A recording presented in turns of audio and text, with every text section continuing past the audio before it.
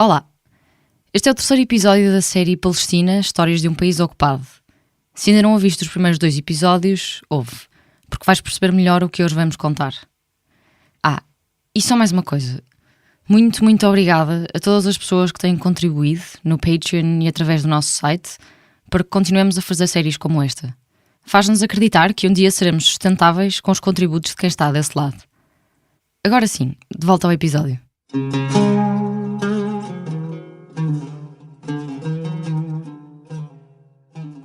Settler opened fire with an automatic rifle in a crowded mosque in the West Bank town of Hebron.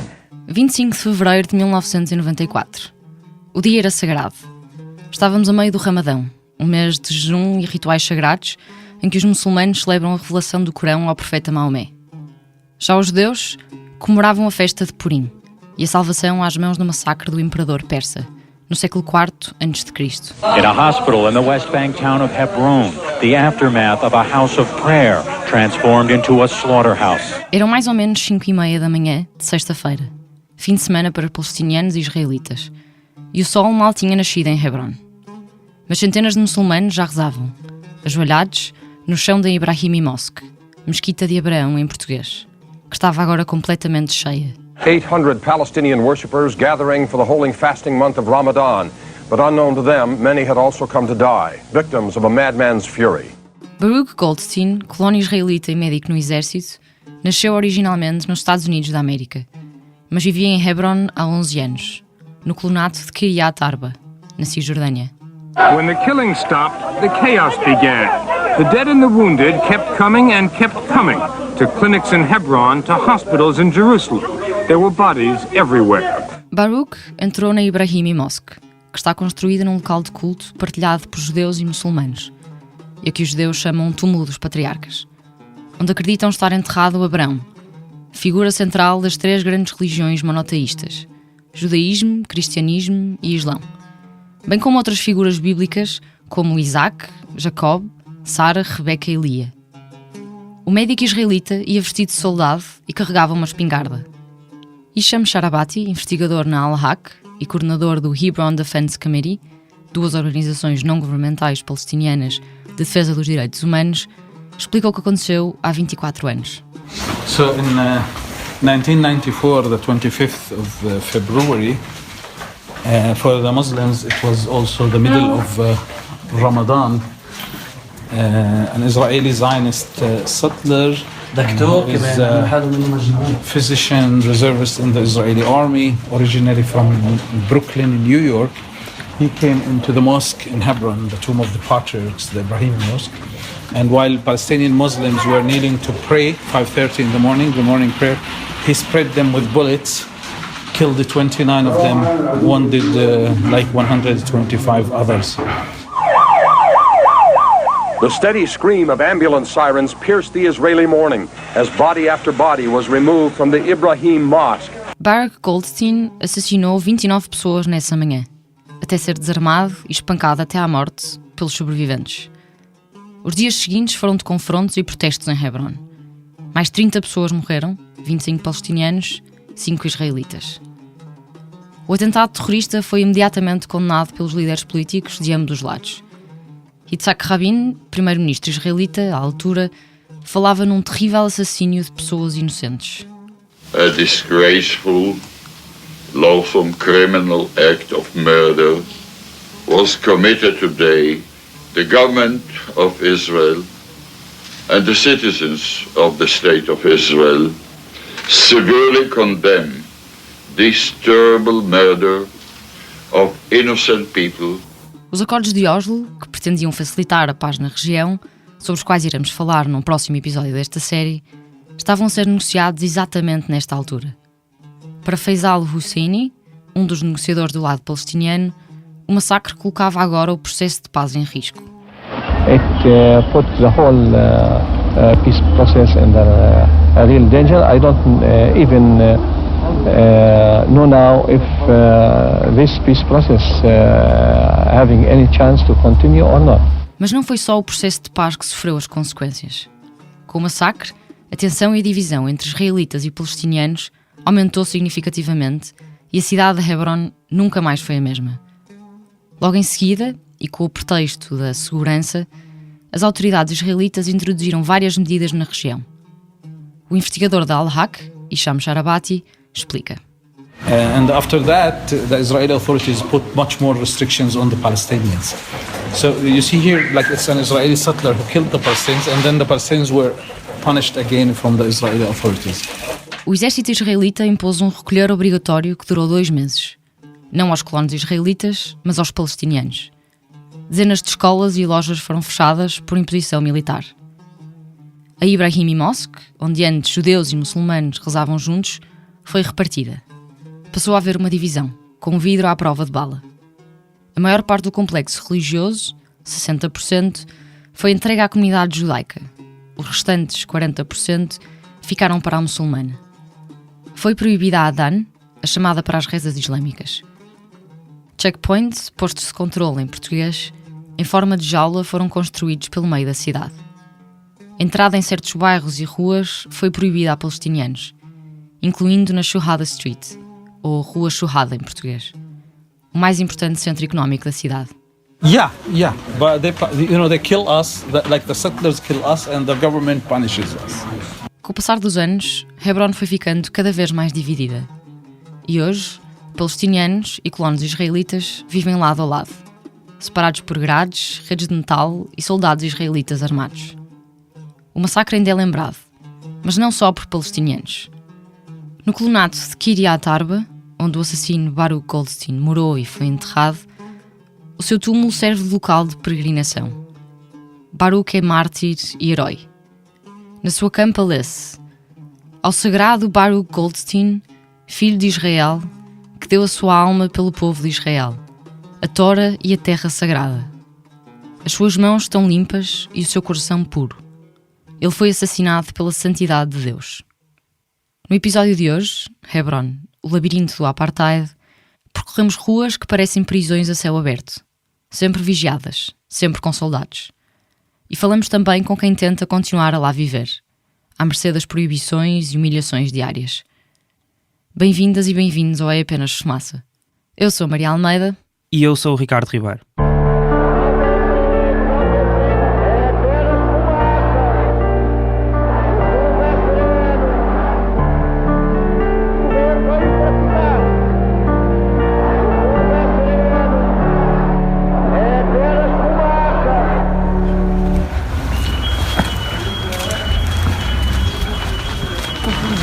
Bandeiras. As mais bandeiras de Israel do que da Palestina.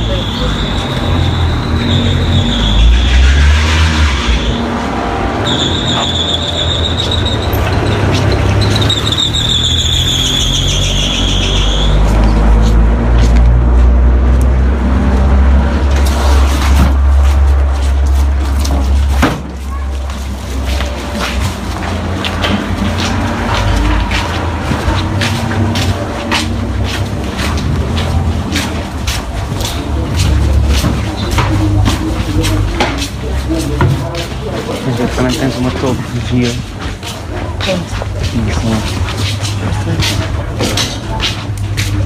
De câmaras de vigilância.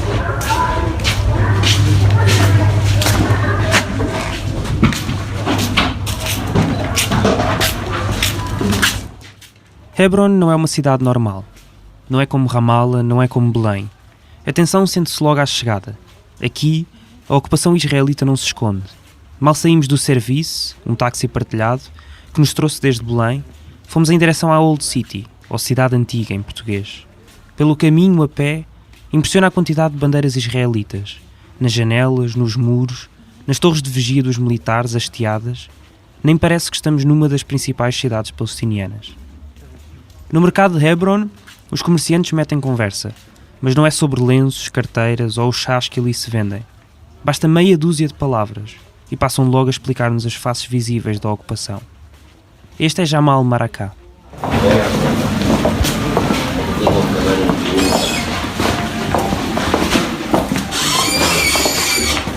Good morning. Where do you come from? Portugal. Portugal. I saw you. I think you've been here before. No. This is your first time? This is the first time. Well, you are facing here on top of the store, Jewish settlement. They call it Abraham Avinu settlement. And the Israeli throw all kind of garbage and the trash. That's why we put this metal here. That's why this net is here? Yeah. A Old City de Hebron é um emaranhado de ruas, mas todas desembocam numa espécie de túnel estreito, onde não passaria um carro. Os edifícios são feitos de pedra calcária, cinzenta, e nos restos do chão, cada porta é uma loja, a maior parte delas fechada. Acima, 2 ou 3 andares de casas. Entre umas e outras, uma rede cobre a rua de um lado ao outro, à altura do primeiro andar, fazendo como que um teto, parte em rede de metal, parte em pano, segurado por cordas e fios. Olhando para cima, vêem-se pedras, panos, sapatos velhos, copos de iogurte vazios, embalagens de aperitivos com letras hebraicas, lixo, lixo e mais lixo. É atirado pelos colonos israelitas que têm vindo a ocupar os primeiros e os segundos andares, empurrando a população palestiniana para fora do centro. You could see the settlement and they throw everything. They stand on the ceiling up there and they throw everything on top of us. And you see all that happens in front of the soldiers' eyes. Here is the soldier facing you up there in that military army watching tower. A soldier day and night over there to protect them and to look after them. Existem dezenas de torres de vigilância na Old City. A sensação é de que o que fazemos e dizemos está a ser visto e controlado, como num reality show qual Big Brother. Tudo em nome da segurança. All the harassment happens in front of the soldiers' eyes, and we do complain, we shout, we scream, at least to stop them, give us a chance to live in peace or to live a decent life. They ignore us. Like big pressure is to kick us outside here. As histórias contadas pelos comerciantes são confirmadas por Donatella Rovera, funcionária da Amnistia Internacional, que trabalha em situações de emergência no Médio Oriente. Palestinians are harassed in their homes because the settlers throw garbage, urine, both at their homes as well as when people pass on the streets. They attack the shops, they attack homes, and throw stones to the children who are on the way to school. Jamal continua. But we got used to all this and we are determined to stay. We are not going to give up as long as we live, because this is our homeland. And we came down here when we were little kids, like to join our father in his business. And we come old now. We are a grandfather. Like I came down here when I was 7. Now I'm 56. My kids grown up here. Their kids visited me here when they are 6 years old. It's not easy just to leave it. And they managed and they succeeded to kick a lot of Palestinians. You hardly see people in the market, and a lot of shopkeepers, even they shut their stores and they left the area because they can't do their living. It wasn't like that in the old days. It used to be crowded, busy, active. Not anymore. And why are you still here? Sorry? Because you see nowhere to go to. And it's a kind of resistance. Like we are determined to stay. We are not going to give up even. We have a very hard time, tough time, but still, because this is belong to us and it's like in our blood, in our soul, in our heart, it's not easy just to leave it for them. Não é fácil entregar-lhes isto. Ouviríamos esta frase, ou algo parecido, várias vezes durante o tempo que passamos em Hebron. As condições económicas, o assédio e as provocações dos colonos mesmo ali ao lado, as restrições dentro da cidade, os checkpoints no meio da rua e as lojas fechadas fizeram com que milhares de famílias abandonassem o centro da cidade. Pouco depois de 1994, ano do massacre na Ibrahimi Mosque, a população palestiniana na Old City era de 400 pessoas, quando umas décadas antes seria de quase 8.000. Aos poucos, tornava-se uma cidade fantasma. Nice meeting you and talking to you, and all the best in your project and your work. All the best. Nice couple. Yeah, you're welcome. God bless you.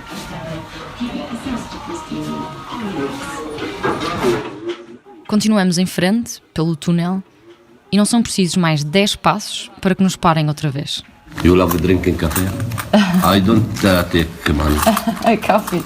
You love coffee? I like coffee. Come sitting. E sentamos-nos. What's your name? My name is Rabi'. Rabi' from English, spring. Rabi é um homem alto, de cabelo grisalho, curto. Vestia uma camisa roxa e umas calças castanhas. Na sua loja vende-se incenso, sabonete, medalhas com datas anteriores à ocupação.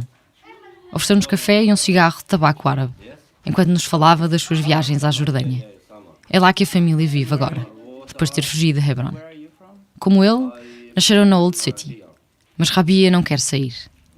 Ainda que a vida seja tão difícil como conseguir ter água potável para beber. Fez questão de nos levar ao terraço, para mostrar o tanque de água que, acusa, os colonos poluem com lixo. Mesmo assim, depois, cantou e tocou para nós. ولما انك عويت عوية واحدة دحلت على دير سامت عويت 3 عويات.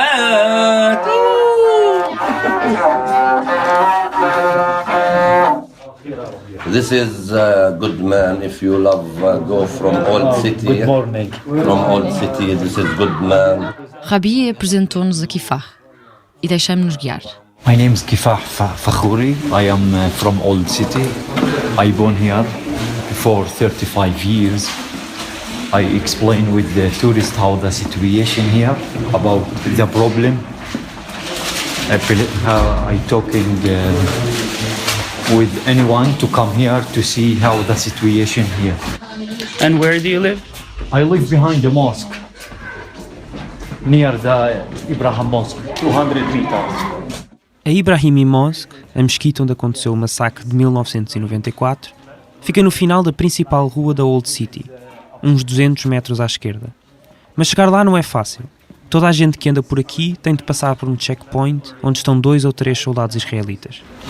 So here is the checkpoint. Yes. This is Are we going left or inside? Right now, this is Abraham Mosque. O barulho que vão ouvir sou eu a tirar o filtro de vento do telemóvel, para que os soldados não percebam que estou a gravar. The Abraham Mosque here. Checkpoint here. It's difficult the checkpoint. And this, the door closed. Everything closed. The door and morning open. This. And shall we go inside? Yeah, of course.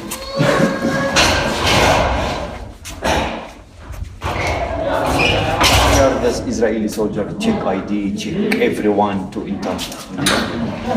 So we need to give our passport. Maybe not. Look how they check person.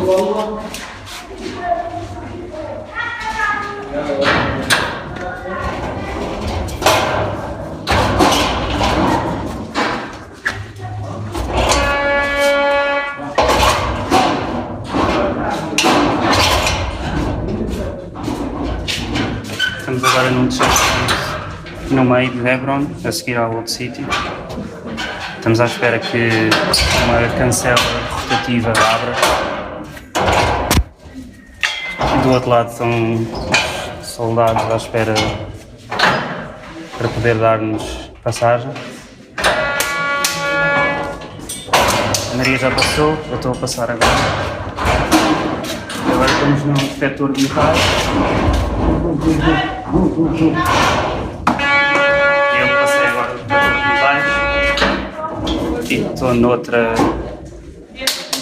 cancela rotativa e estou a passar agora outra vez. Hello.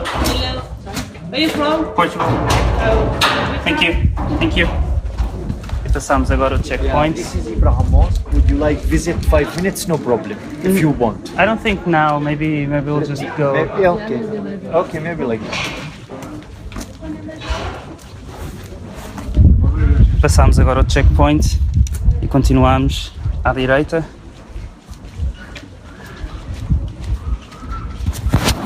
What happens when the checkpoint is closed at night?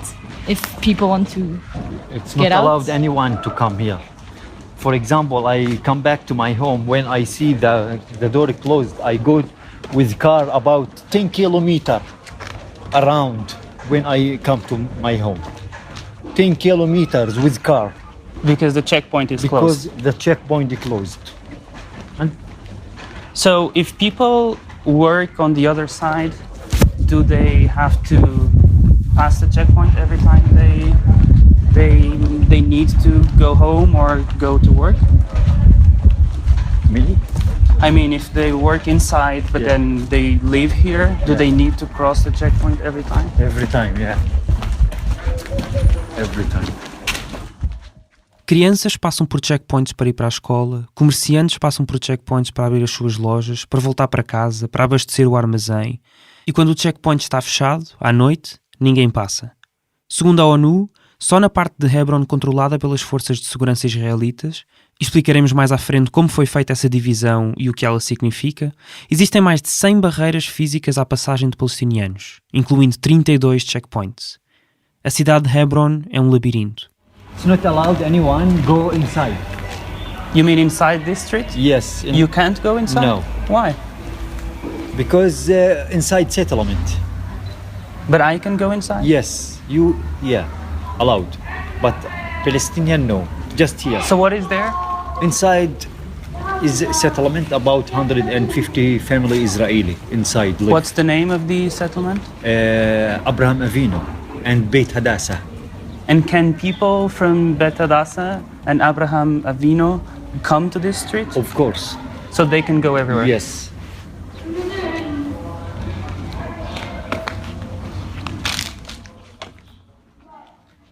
Não existe um sinal de proibido, uma barreira física.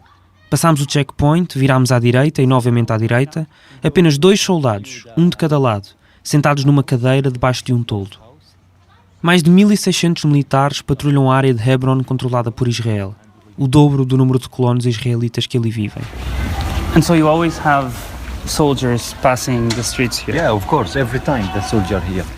Continuamos com Kifar, que nos leva por ruas por onde toda a gente pode passar. Os soldados continuam aqui também, ora em grupos de 4 ou 5, no meio das ruas, ora no topo das torres de controle, ora aqui e ali, em edifícios revestidos com bandeiras israelitas. E onde não existem soldados, existem câmaras. Ao nosso lado, vemos um enorme poste. À primeira vista, um poste de iluminação, mas que está rodeado de arame farpado. E no topo, em vez de uma lâmpada, tem uma câmara de vigilância.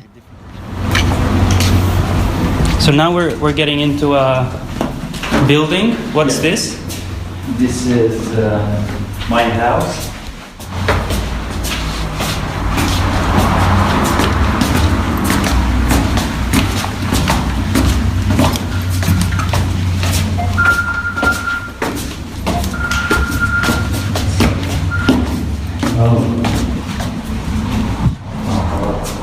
Estamos agora a subir as escadas até ao terraço.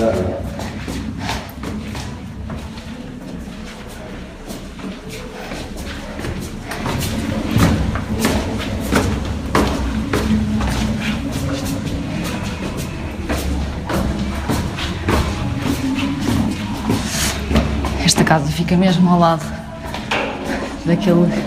do poste que tem a câmara que está rodeada de arame farpado.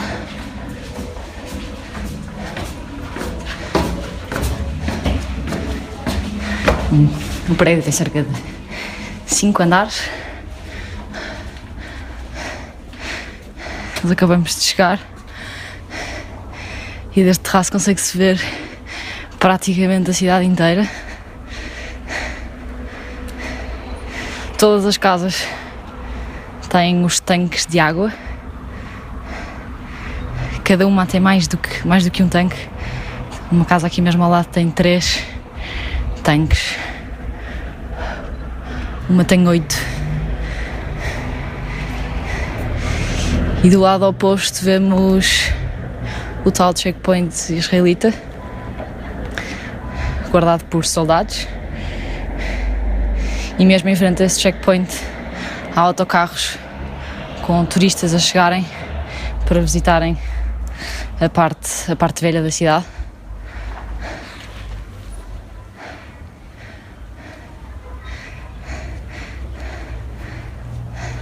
Vê-se uma grande bandeira de Israel pendurada numa das janelas do colonato que está mais próximo da cidade velha.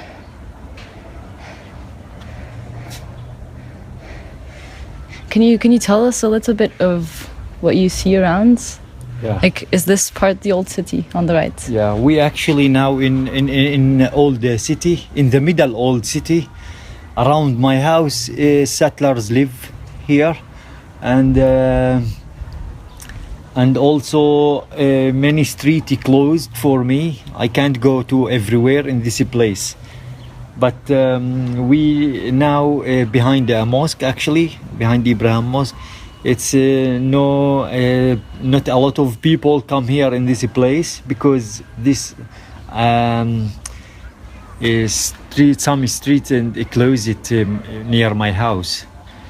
Yes. So is here 150 family Israeli live here in old city.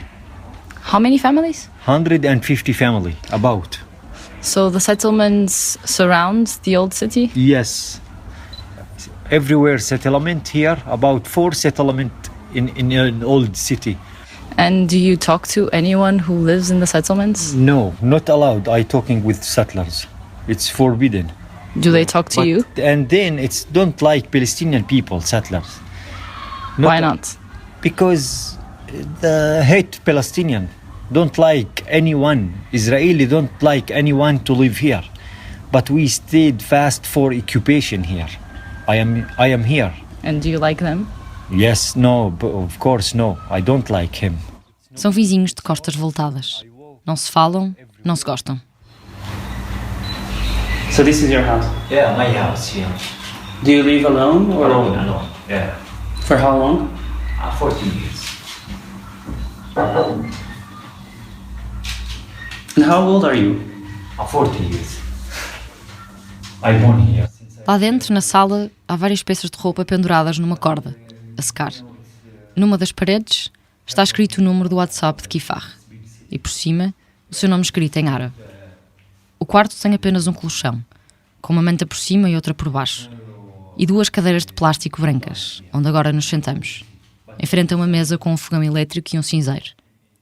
Kifar traz uma outra cadeira da cozinha e começa a fazer chá. What's that? Tea, okay? Yeah.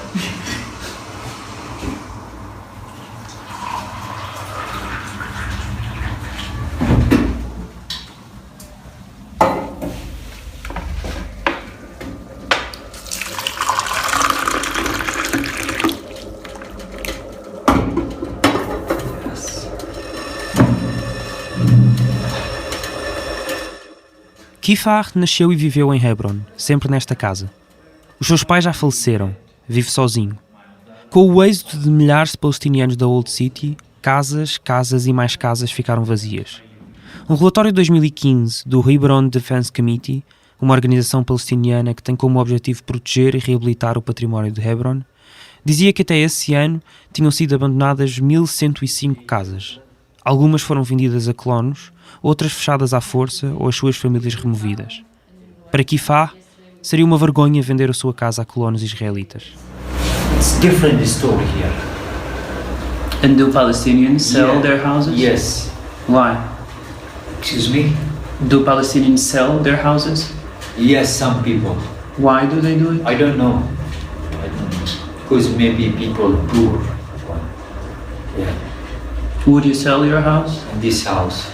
Would you do it? Would you sell your house? No. Why? Me? I want to. No, I don't like. Why?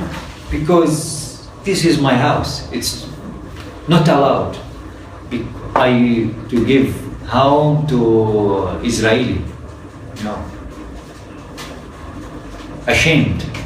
You know. It's no good. Se vendesse a casa, a sua vida podia mudar.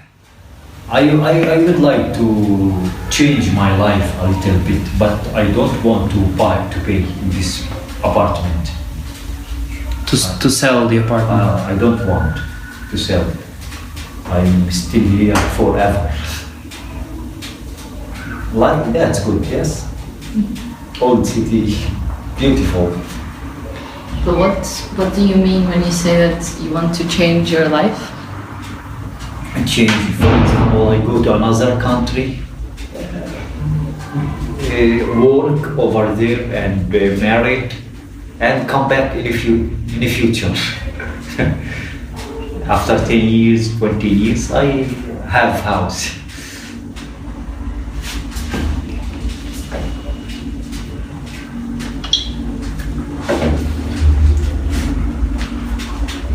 Do a lot of people leave the country? Palestinians? Yeah, a lot of people to move. Hebron before 20 years, good job, good work. Everyone work, but now not a lot, not so much job because occupation, because checkpoint, a lot of.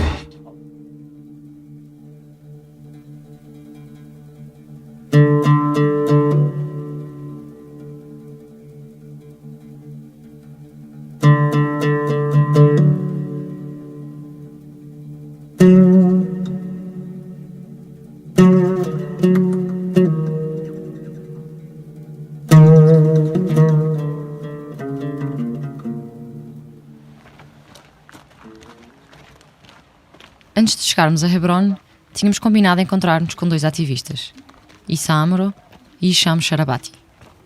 Com Issa, nunca chegamos a falar. Como vos contamos no primeiro episódio, tinha sido preso. So, Jamal, can you tell us what the guys from Bethlehem said? Like, what's happening there? There is an activist in Hebron. It's in Hebron. Yeah, Hebron. He's the coordinator of the Youth Against Settlements. Issa Amr. The authority, like a week ago, they arrested him because he posted something on the Facebook against the authority in support of a media and a radio that has been closed. Well, we were also supposed to meet Issa Amr. Huh? We were also supposed to meet him. Yeah. We spoke on Messenger on Facebook. Yeah, he's in jail. Kifar conhecia Hisham Sharabati, que ouvimos no início do episódio, e foi com sua ajuda que nos encontramos com ele. Hisham, marhaba. Hi, Ricardo. Hi, Maria. Nice to meet you. How are you doing? I'm well, how are you? Como explicamos no início, Hisham Sharabati é investigador na Al-Haq, uma organização de direitos humanos palestiniana, e coordenador do Hebron Defense Committee, que combate o racismo, o colonialismo e a ocupação de Hebron. This is my daughter, Shahd. What's your name? Shahd. My name is Shahd. Shahd sorri envergonhada. Mete as mãos nos bolsos e ajeita o chapéu de cowboy. Deve ter uns 12 anos. Por cima de nós, esvoaçam bandeiras israelitas. Okay, this is one of the settlers' enclaves in town, and it is built in the top of what used to be an ancient Palestinian school. You're recording, you can. They confiscated the Palestinian school at early 80s and turned it into a Jewish religious school. É apenas mais um dos muitos edifícios confiscados pelos israelitas ao longo de décadas. Hoje, está totalmente interdita a palestinianos. In Hebron we have 6 settler enclaves.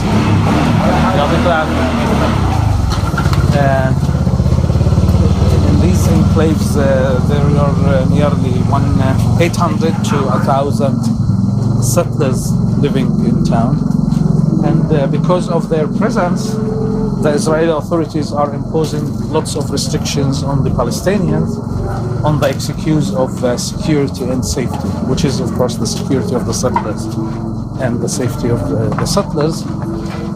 And for us, not for us, like the UN and all international laws consider Israeli settlements as illegal. Settlements, ou colonatos, são áreas ou bairros onde israelitas se instalam e passam a viver, ocupando parte do território que é internacionalmente reconhecido como sendo palestiniano, como a Cisjordânia, a Faixa de Gaza ou a Jerusalém Oriental. Segundo a Amnistia Internacional, existem mais de 600 mil colonos. A B'Tselem, uma organização israelita de defesa de direitos humanos, relata que, entre 1967 e 2016, foram construídos mais de 200 colonatos na Cisjordânia. O número tem vindo a crescer nas últimas décadas. Houve um aumento, em 1967, após a Guerra dos 6 Dias, em que Israel ocupou uma grande parte da Cisjordânia. Mas continuou a crescer desde o início da construção do Muro da Separação, em 2001, quando existiam cerca de 300 mil colonos, metade dos que existem agora. Hoje, segundo a B'Tselem, os colonatos cobrem 54 mil hectares de terra, quase 10% de toda a Cisjordânia. A cadeia televisiva Al Jazeera diz que 1 em cada 10 israelitas vive num colonato. Os colonatos israelitas são considerados ilegais à luz do direito internacional, desrespeitando, por exemplo, a Convenção de Genebra, que o próprio Estado de Israel ratificou. A 4ª Convenção de Genebra diz, no seu artigo 49, a potência ocupante não poderá proceder à deportação ou à transferência de uma parte da sua própria população civil para o território por ela ocupado.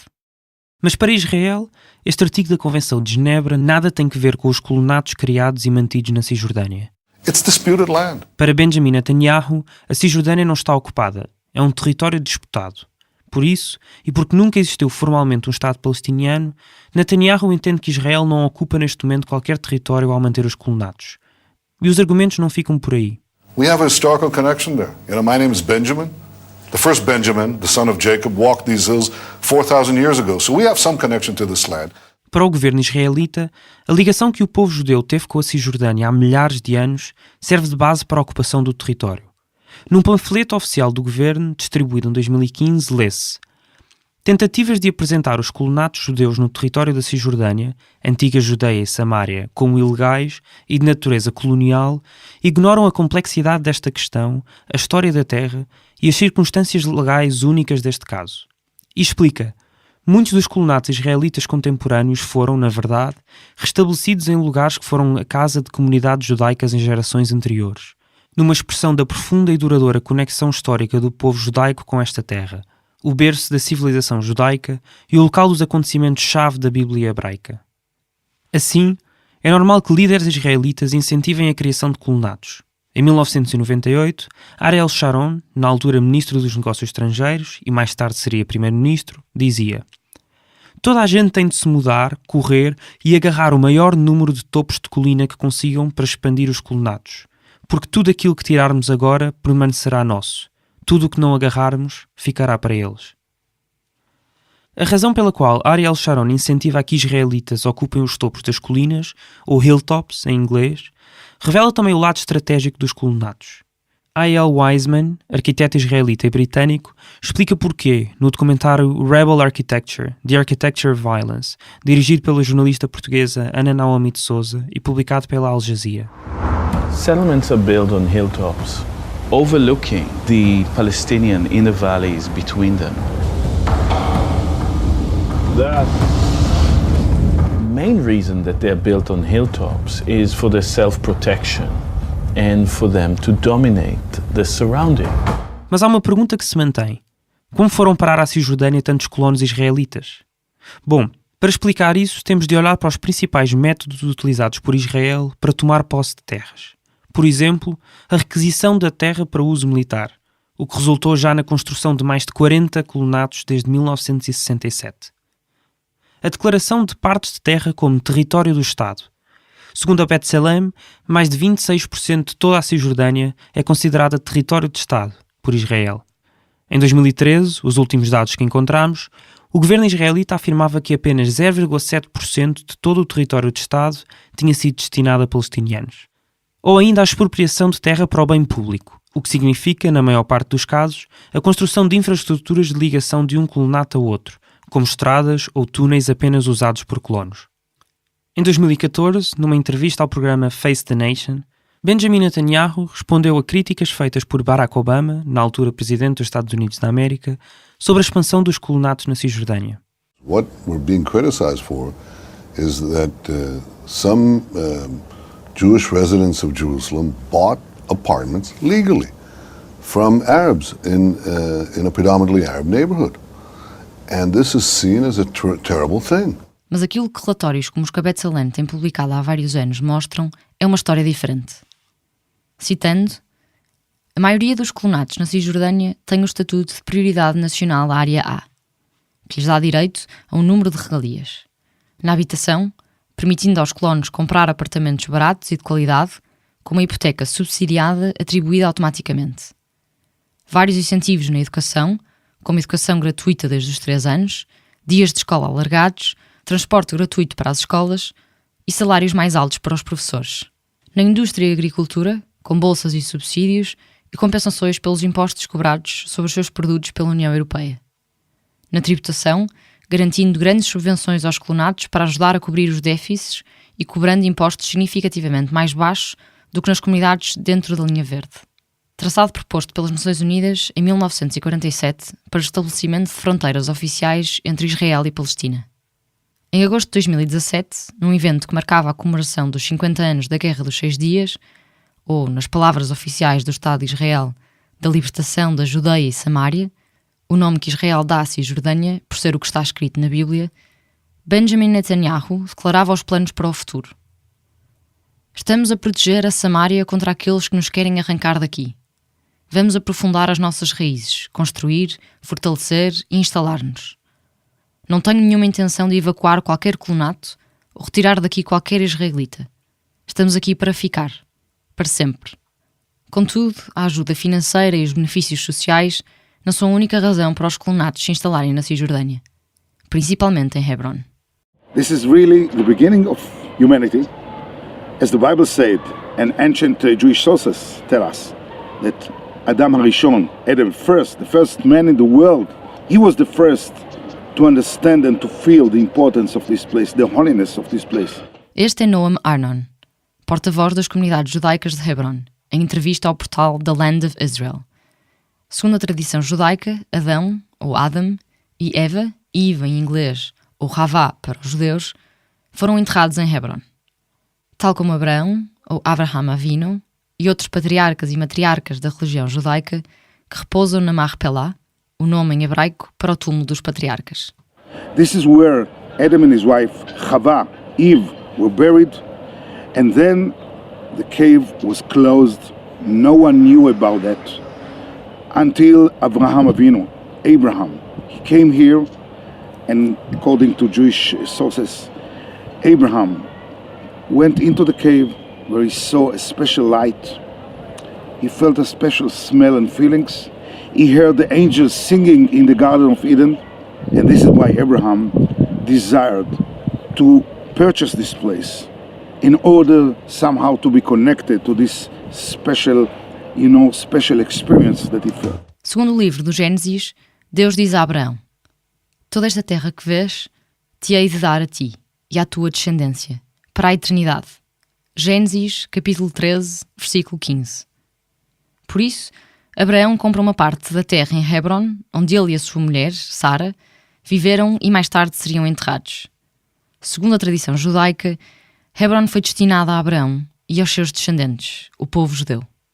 And this is the very first place that belongs to the Jewish people in the land of Israel. And this is where Avraham said, this is the place I want to put Sarah. He loved her so much.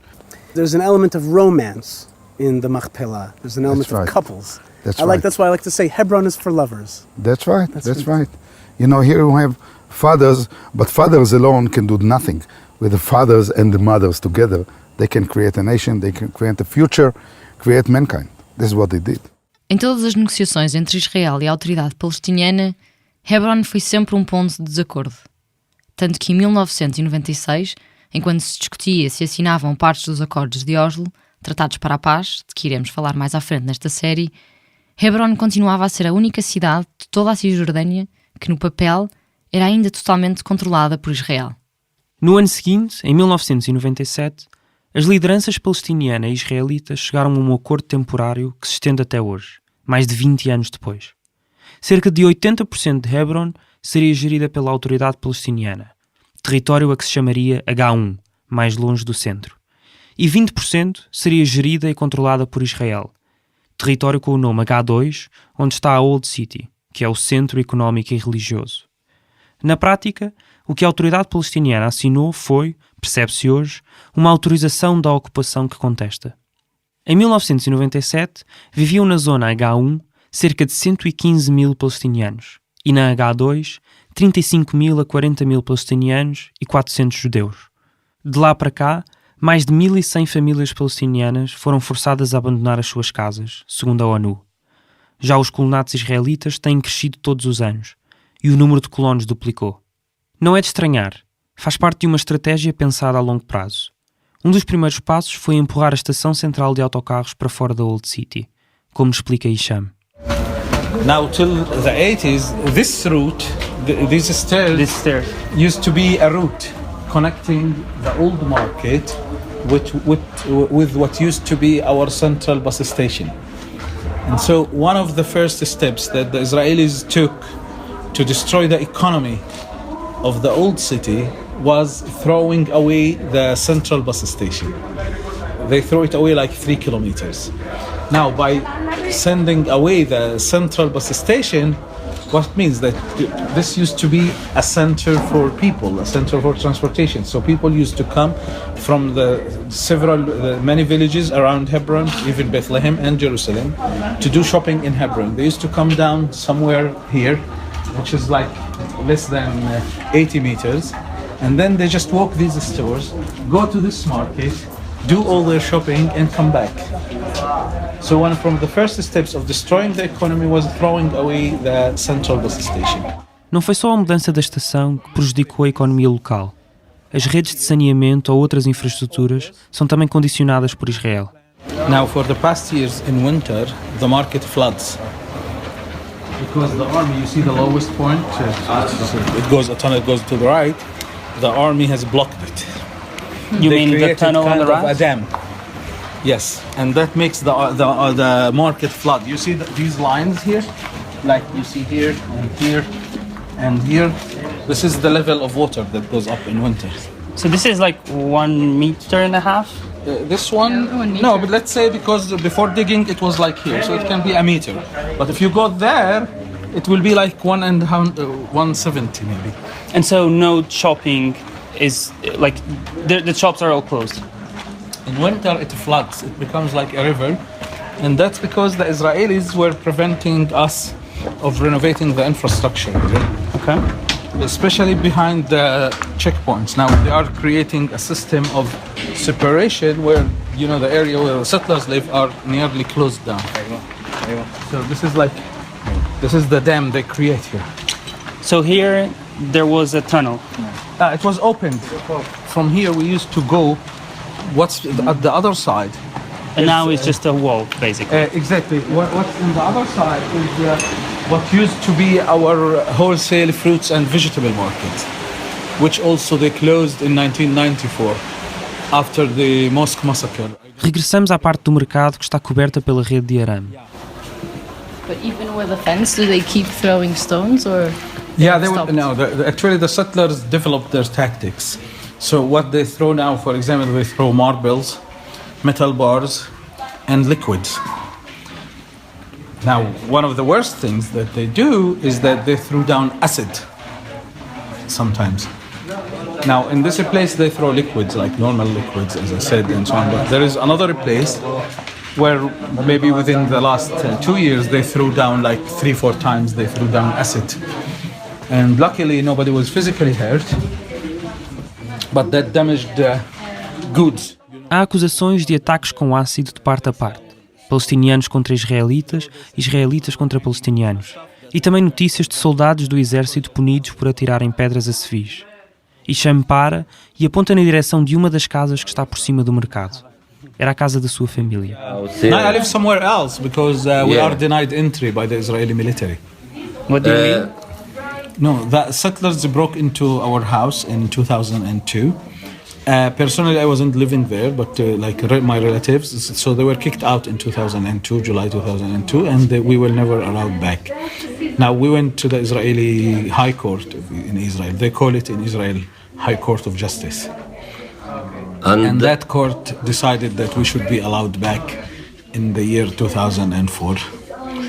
Until now, we are not allowed because in the excuse of security. And again, the excuse of security is the security of the settlers. So we paid lots of money to renovate the house that the settlers has damaged.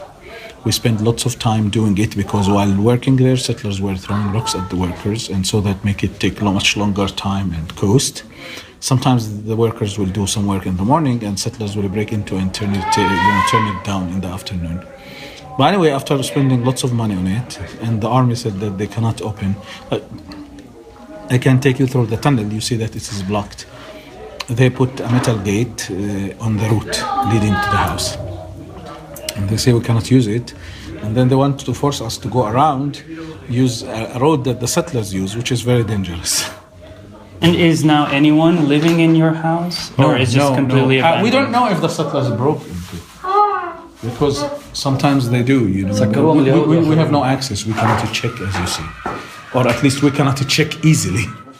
Agora estamos num túnel no meio da Old City. À direita, entre as lojas, há um túnel completamente escuro e com cartão no chão e lixo. E o Hisham Sharabati está agora a passar por cima de umas pedras que estão no meio do caminho. E a filha Shad está a fazer o mesmo. Nós vamos agora passar pelas pedras.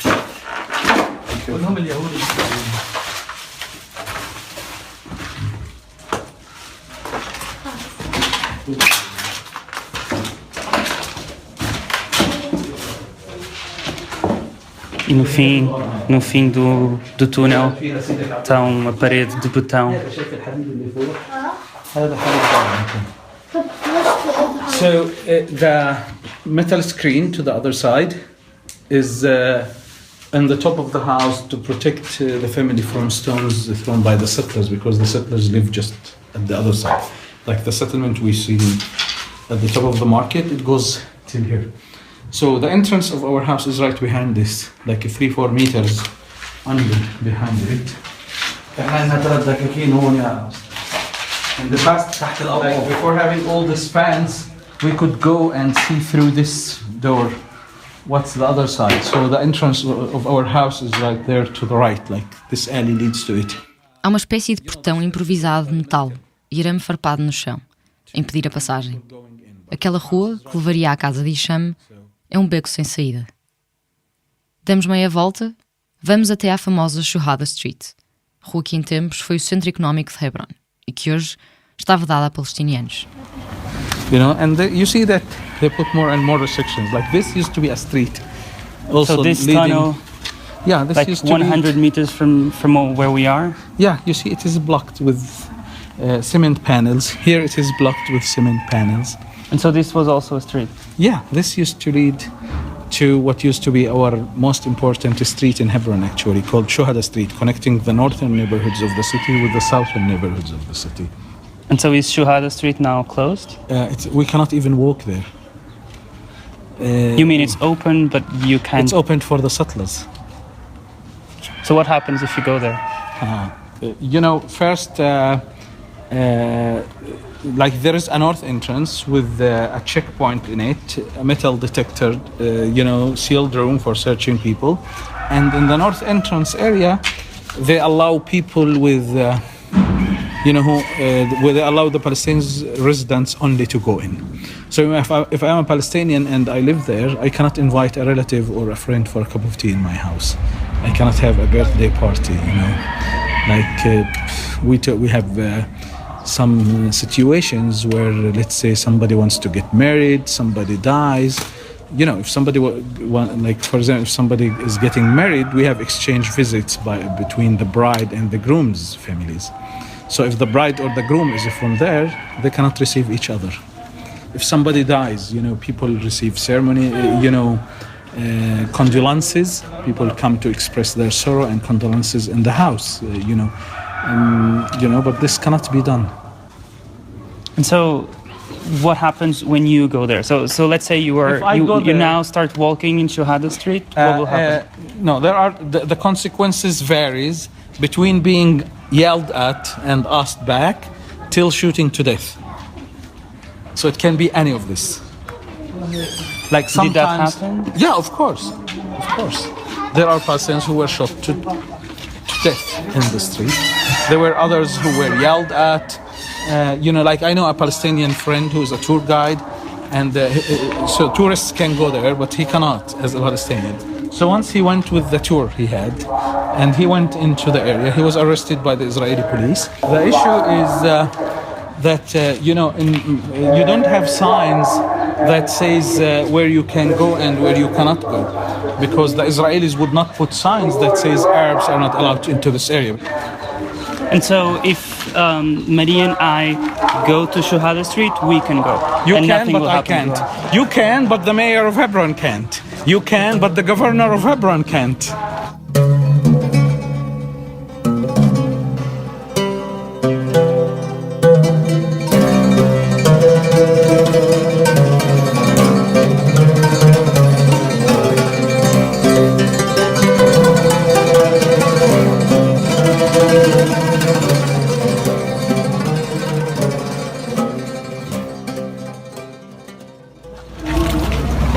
يلا حبيبي. Okay, come on.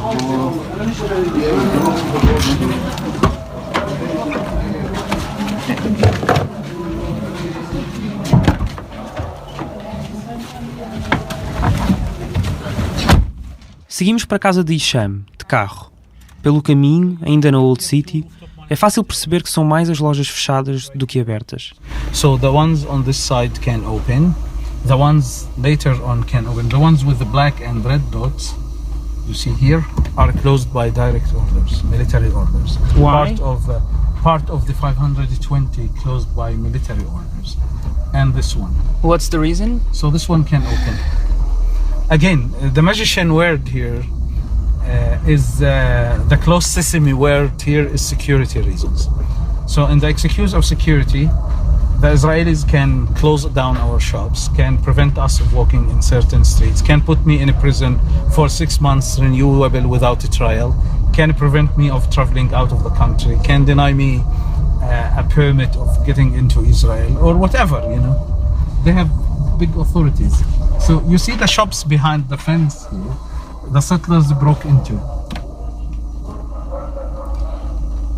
So officially, those shops behind, which are Palestinian shops, they are closed by military orders, but the army, you know, does not allow the owners into them, but they allow the settlers to break in to steal them or throw the properties out and so on, and then the settlers wait for an opportunity to break into and occupy them. Muitas das lojas fechadas por ordem militar não abrem desde 1994, o ano do massacre na Ibrahimi Mosque. Outras, desde a segunda intifada, entre 2000 e 2005.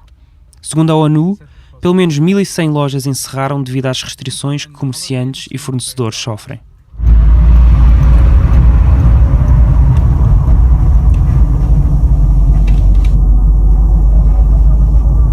And so here we are already in H1. Yeah, long ago. So you can see that there's no soldiers, no Israeli flags. Yes. Although the army comes from time to time here. For example, one of the neighbors here, they came to his house like 2 months ago. They searched the house and they confiscated his car and stole his money. What was the reason? You know, they just go in, take the car, take the money and leave. They say the money is from Hamas. Okay, did they send him on trial? You know, did they,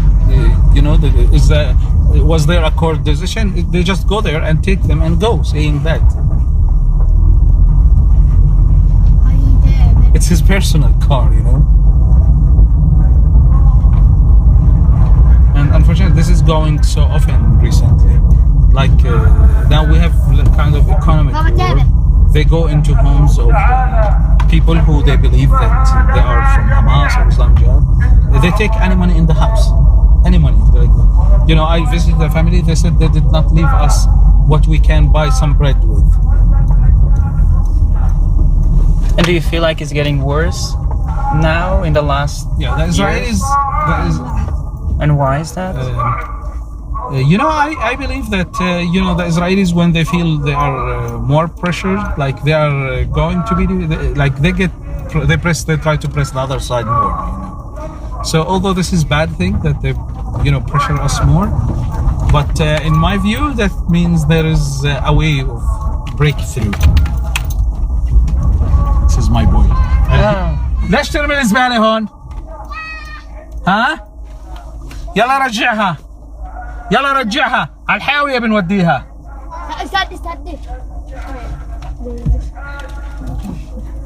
What were you saying? I was trying to say because he's throwing the garbage just there. You know, I said this is not the place to throw the garbage to.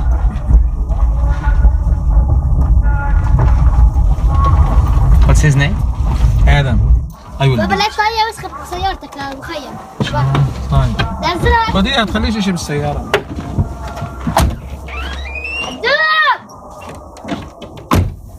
Chegamos à casa de Hisham. O cenário mudou completamente. Estamos num bairro residencial típico de subúrbios, a 20 minutos da Old City, na zona H1, que é gerida pela autoridade palestiniana. Aqui só vivem palestinianos. Uma parte da moradia está ainda em construção. Ao entrar, somos recebidos pelos seus filhos e filhas que brincavam na rua e pela sua esposa, que nos traz um sumo numa bandeja. Sentamos-nos. Hisham abre o computador para nos mostrar um mapa da cidade. Parece um jogo de obstáculos. Now, these are areas where you go through the old city, and as you see, they are all closed.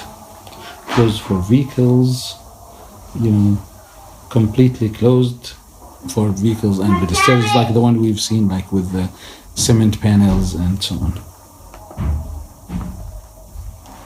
So this is the mostly closed area. Now the prepare is Palestinians cannot walk at all, cannot drive their cars. Now we have in Hebron maybe 12 kilometers of roads.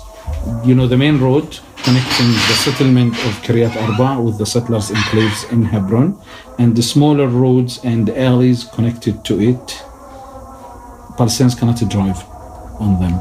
But Israelis can. Israelis can, exactly. Now, if you live somewhere, like how you get your heavy supplies into your house, how you get emergency medical need, think of extreme weather conditions, elderly people, little children, and all this is irrelevant for those Israelis. We can only walk, just walk. We cannot drive. É difícil não pensar nas semelhanças que este sistema tem com as ruas para brancos e para negros durante o apartheid na África do Sul. Em Hebron, existem ruas só para colonos, bairros só para colonos. A ONU escreve num relatório publicado em abril de 2017. O ambiente coercivo gerado pelas restrições de acesso, bem como o abuso sistemático por parte de colonos israelitas, tem resultado na transferência forçada de milhares de palestinianos e na deterioração das condições de vida daqueles que ficam. Os checkpoints, os muros, as jaulas, as câmaras de vigilância, as restrições, os soldados a meio da rua, as cercas, não têm só como objetivo recuperar e ocupar terra. O jornalista Ben Henrenreich, no livro The Way to the Spring, Life and Death in Palestine, explica que o sistema montado pela ocupação funciona, e estou a citar, como uma máquina de humilhação gigante, um mecanismo complexo e sofisticado para a produção de desespero humano. Era essa a batalha. A terra importava a todos, mas apesar de todos os hinos e lemas nacionalistas, a luta mais dura era o esforço de simplesmente manter-se de pé e não ser quebrado.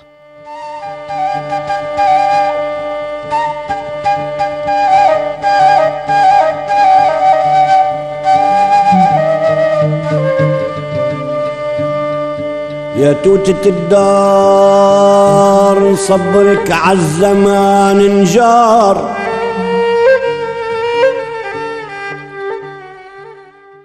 Pedimos boleia ao Hisham de volta para a Old City, onde mais tarde um táxi partilhado nos levaria a Ramallah, onde passaríamos a noite. Do you have any Israeli friends in Hebron?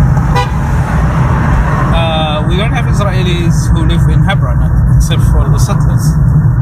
And the settlers are colonizers. They are here. They are engaged in lots of. You saw them in the pictures, at least. Occupying the rooftop of the Palestinian house, throwing rocks on the Palestinian properties, damaging them, and so on. So how can we be friends with them? The settlers who live in Hebron are very extreme Zionists. For them, they consider the Palestinians as occupiers in the city. When you go walk Shuhada Street, you will see in some of the places where they have graffitis that says Free Israel. Of course, when they say Free Israel, they want to free Israel from me. They consider us as colonizers.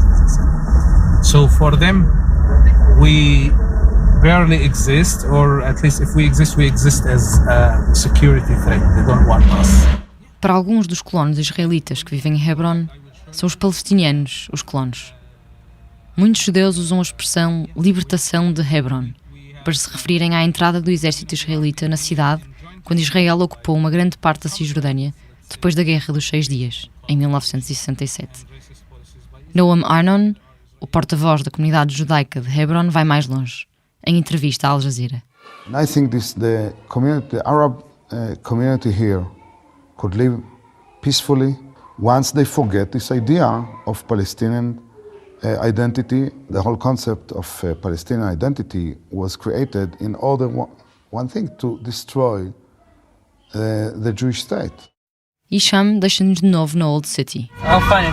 Shukran. Yeah. Bye bye. So much for everything. Mas antes de voltarmos a Ramallah, havia um sítio que tínhamos de visitar.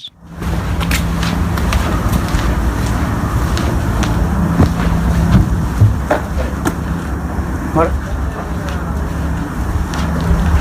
Estamos agora a entrar para o checkpoint que está à entrada da Shawada Street. Porquê? Aqui não é fácil, não é como há bocado. Porquê? Passou? Mas há bocado estava com isto e... Nem tocou coisa do microfone. Estávamos com medo de passar. Tínhamos uma jaula enorme à nossa frente e soldados com espingardas a vigiar-nos com o olhar. Era como se estivéssemos a entrar numa prisão. Bora? Queres passar? Diz não faça. Se calhar temos que tirar alguém. Não, acho que nós podemos. The passage from... So, can we get in? Can we get in? Or the other side?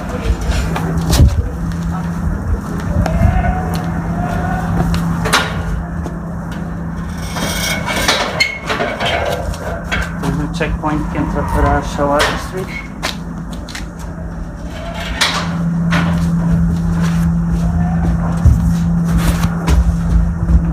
Here?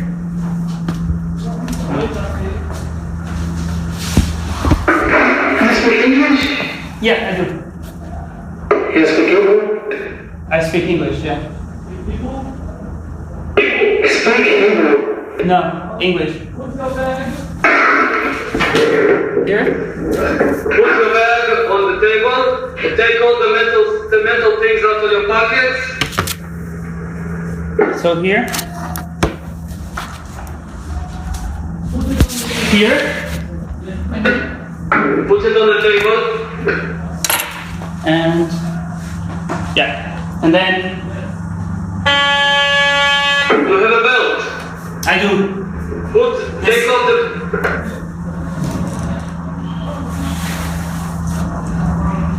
Here? Finish.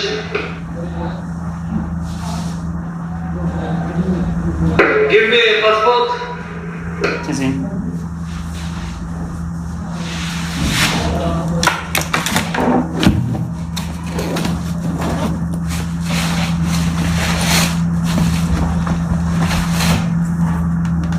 Boat?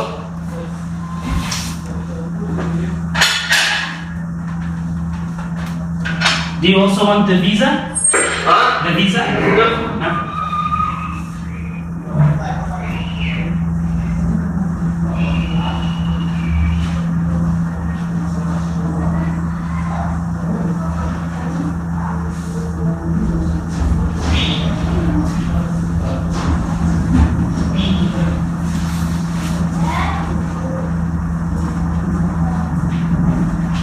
Okay, all good. Thank you. Can I go?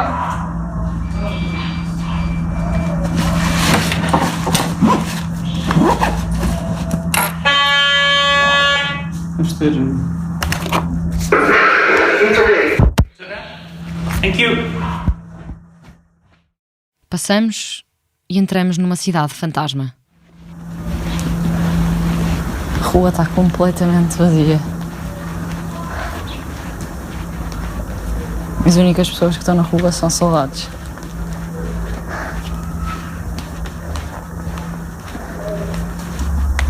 Todas as portas e lojas estão fechadas. Quase ninguém passava na rua a não ser dezenas de soldados, que davam a sensação de que estávamos numa zona de guerra. Se de um lado da cidade, na rua ao lado, éramos parados para conversar a cada 10 passos, aqui tudo era diferente. Passava um ou outro carro por nós, abrandava o ritmo e olhava, desconfiado, mas pouco mais. Um grupo de miúdos reunia-se ali perto, todos com o topo da cabeça tapada com uma kippá, um pequeno chapéu usado por alguns judeus e por eclesiásticos católicos para cobrir o alto da cabeça. e de cachos de cabelo compridos nas laterais, os chamados peiote, comum nos judeus ortodoxos. Os olhares eram de desconfiança. Foi o único sítio em toda a viagem em que senti medo. Por vezes, o silêncio assusta mais do que uma granada, uma explosão ou o som de um tiro a meia dúzia de metros. A Shuhada Street é uma rua larga, arranjada em alguns trechos com pinturas nas paredes. Uma escola ao lado esquerdo, a tal escola que antes tinha sido uma escola palestiniana, é o único sítio onde vemos pessoas. Umas crianças brincam juntas ao fundo e a religião e a Bíblia estão escancaradas nas paredes da escola. Nós estamos ao pé de uma escola e nessa escola as paredes estão todas pintadas com imagens supostamente da Bíblia e em cima diz Roots of the Jewish People, the Biblical Era, Hebron, City of Patriarchs and Matriarchs, capital of Judea and site of the onset of David's reign.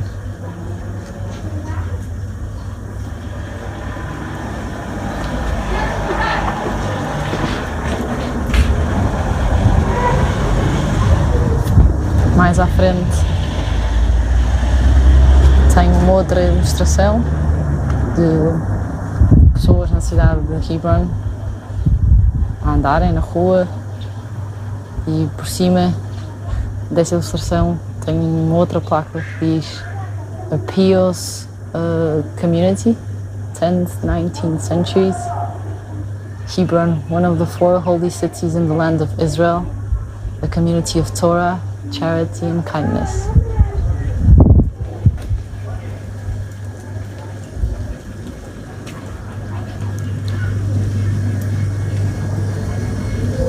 Depois andando mais uns passos, uma nova ilustração em que se vê parte da cidade de Hebron, parte dela destruída e por cima dessa ilustração tem uma outra placa que diz Destruction, the 1929 riots, Arab marauders slaughtered Jews, the community uprooted and destroyed.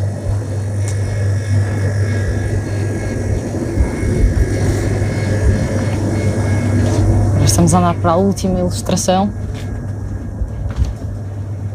Nessa última ilustração estão pessoas a andar normalmente na rua e estão 3 soldados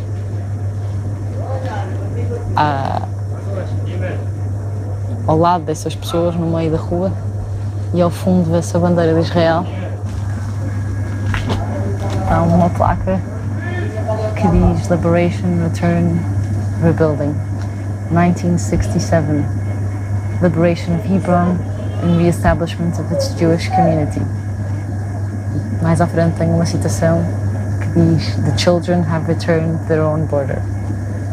Aparentemente é uma citação da Torá. Passada a escola, não encontramos mais pessoas na rua, além de soldados. Vê-se uma ou outra casa palestiniana no meio de centenas de israelitas. Resistem. Protegem as janelas com grades e uma delas tem uma faixa onde se lê Cuidado, isto foi roubado por Israel.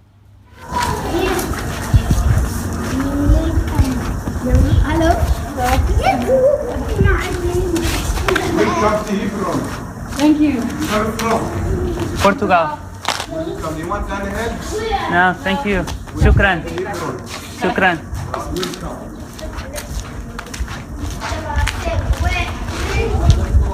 A diferença é brutal.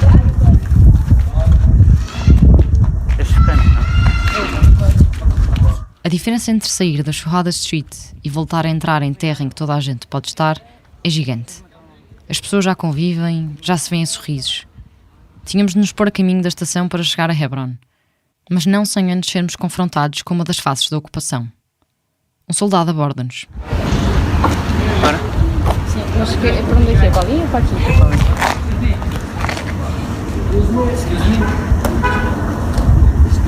Yes? Portugal. Portugal. Yeah. Yeah. Christians? No, we're atheists. We're not really. This is good. Ali era bom ser ateu. Em Hebron, vive-se ocupação como em nenhuma outra cidade palestiniana. A rotina de palestinianos e palestinianas acontece dentro de um labirinto, cujas passagens vão sendo controladas pelo exército israelita. Mas a sensação que dá é que são mais as portas que se fecham do que aquelas que se abrem. Fecham-se lojas palestinianas, ruas, escolas, casas. Só não se fecha a porta da saída. Essa Israel deixou aberta.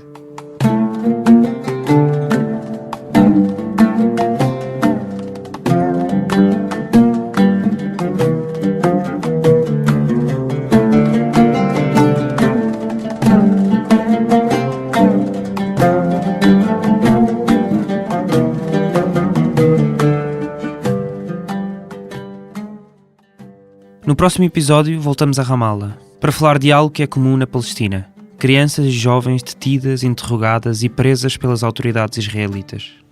You know, a child could be put in prison for 10 years just for stone throwing. And this is scary. So, for example, during the year 2016, we documented... You mean last year? Yes. We documented the cases of 25 Palestinian children who were put in solitary confinement in a cell that measures 2 by 1 meter. Conversámos com duas adolescentes palestinianas de 13 e 16 anos sobre o assunto, sobre as suas vidas e os seus sonhos. But what do you like to do with your friends when you're not at school? At school? Okay. بنطلع مشاوير مع بعض، بنروح عند بعض، بنزور بعض على الدور، بنروح على مراكز، بنشوف بعض هناك، بندبك، نتعلم دبكة، وبناخد دورات أو ندوات سياسية عن تحفيز ضغط المناصر. So they go out together, they go to their houses, she learns dabke, the Palestinian traditional dance. And she said they go to also talks, political talks about how to, you know, advocate for their rights and so on. What is like your biggest dream? إيش أكبر حلماتكم؟ تحرر فلسطين. Palestine to be free Palestine. Vai a apenasfumaca.pt para ver fotografias e mapas que ilustram esta reportagem. A série Palestina, Histórias de um País Ocupado, é escrita pela Maria Almeida e por mim, Ricardo Ribeiro. Editada pelo Pedro Santos. A edição de som é feita pelo Bernardo Afonso. Subscreve em apenasfumaca.pt/subscrever para receberes os próximos episódios desta série. O É Apenas Fumaça é produzido por Bernardo Afonso, Frederico Raposo, Maria Almeida, Pedro Zuzarte, Pedro Santos, Sofia Rocha, Tomás Pereira, Tomás Pinho e por mim, Ricardo Ribeiro. A música do genérico é dos Lotus Fever. Durante este episódio ouviste também as músicas Hadi Ya Bahar Hadi, de Abu Arab, Palestinian Heritage, de Nassir Sharma, e ainda as músicas de Le Trio Joubran, Hawana, Sarab e Tanassin 2. Ouçam mais episódios em apenasfumaca.pt ou no iTunes, SoundCloud, YouTube, Comunidade de Cultura e Arte, RUM, Rádio Universitária do Minho, Rádio Alma Bruxelas, Shifter e também noutras aplicações de podcast. Acreditamos que o papel do jornalismo é escrutinar a democracia, questionar as decisões tomadas, responsabilizar os representantes, falar dos temas que poucos falam, ouvir quem tem menos voz, contar as histórias que não são contadas. Se acreditas no mesmo e queres continuar a ouvir as nossas entrevistas, reportagens e séries documentais como esta, podes contribuir em apenasfumaca.pt/contribuir. Até já!